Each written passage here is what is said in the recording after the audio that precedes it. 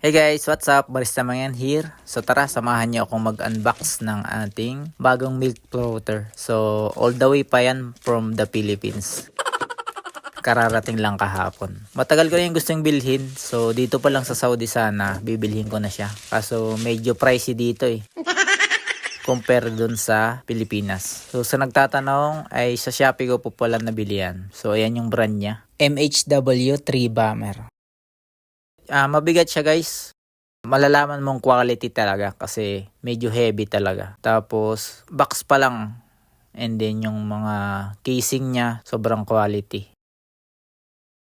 So ayun yung charger niya. Bali type C. Rechargeable siya guys. So may level siya ng lakas ng motor ng pag-ikot niya. Dalawa lang, 1 at 2. Yung gamit ko kasi ngayon dito is 3 level. Pero itong bagong bili natin is 2 level lang. Pero grabe guys, sobrang smooth. Hindi siya ganun kaingay. So masasabi kong quality to.